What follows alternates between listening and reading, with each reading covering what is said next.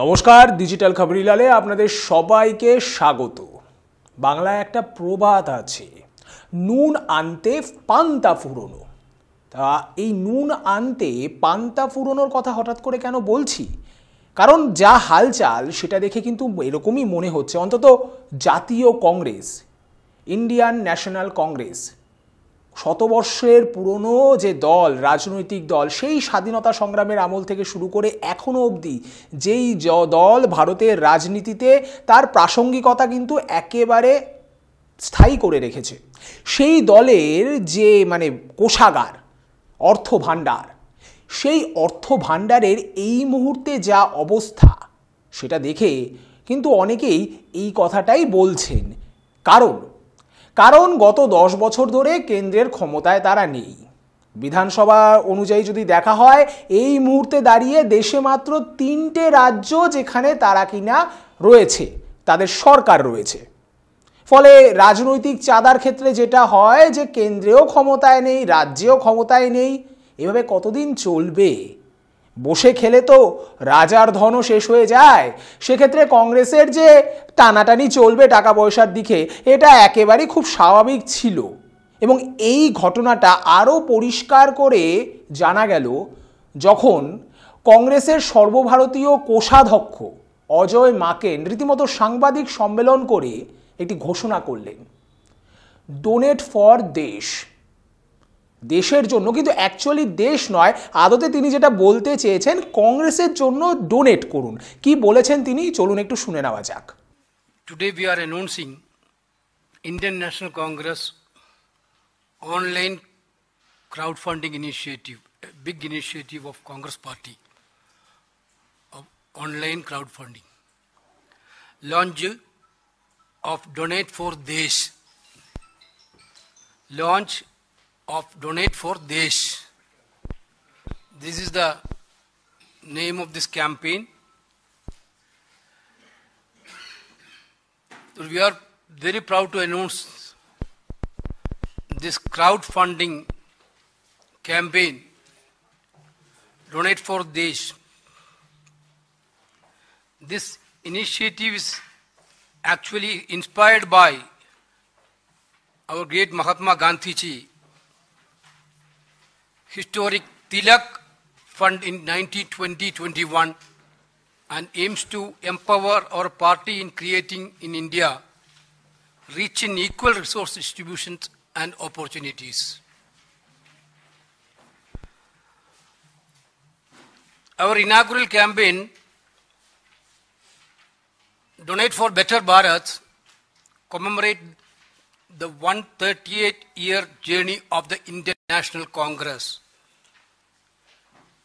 Embracing our history, we invite supporters to donate multiples of rupees 138.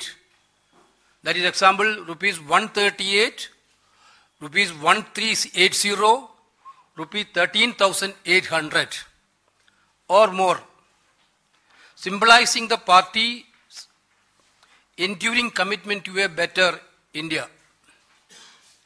বিভিন্ন দলের যে নির্বাচনী বন্ড অর্থাৎ তহবিলের নিরিখে এই মুহূর্তে দেশের শীর্ষে রয়েছে কিন্তু কেন্দ্রের ক্ষমতাসীন শাসক দল বিজেপি।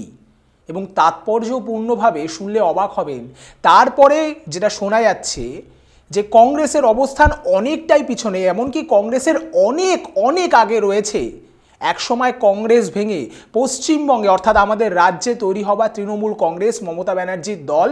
তারা কিন্তু সম্পদের পরিমাণের দিক থেকে, তাদের রাজনৈতিক সম্পদের পরিমাণের দিক থেকে কিন্তু কংগ্রেসকে অনেকটা পিছনে ফেলে সামনে এগিয়ে গিয়েছে। কিন্তু কংগ্রেস সর্বভারতীয় দল হয়েও তার এই হারির হাল, সেই হারির হালকে মেরামত করে আসন্ন লোকসভা নির্বাচনের যে ব্যয় বা খরচা সেটা জোগাড় করতে কিন্তু এখন বদ্ধপরিকর।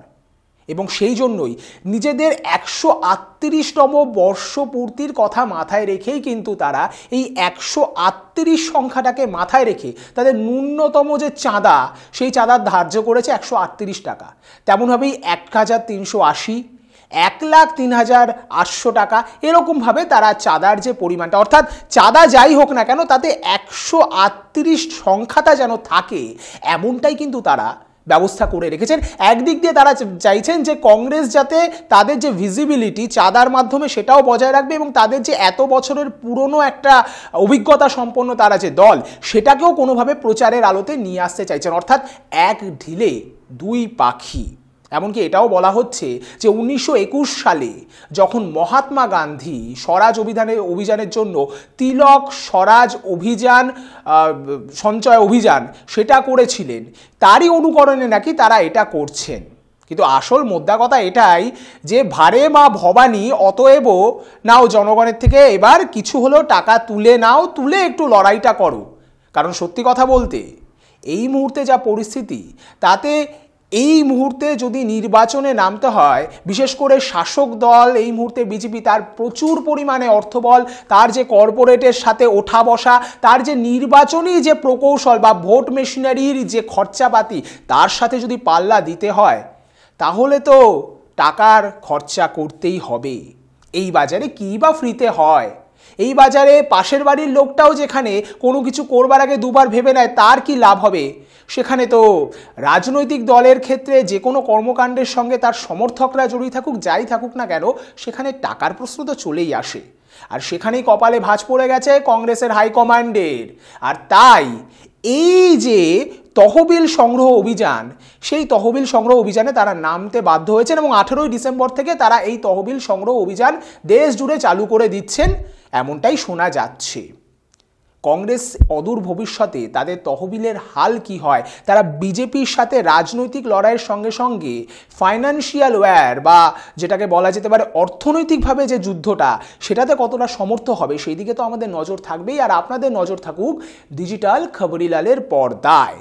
কংগ্রেস থেকে বিজেপি, বিজেপি থেকে টিএমসি, দেশের সমস্ত রাজনৈতিক দলের সমস্ত গতি প্রকৃতির খবর এবং খবরের পিছনে লুকিয়ে থাকা খবর শুধুমাত্র আপনারা পাবেন ডিজিটাল খবরিলালে। কারণ ডিজিটাল খবরিলাল মানেই খবর আপনাদের, নজর আমাদের।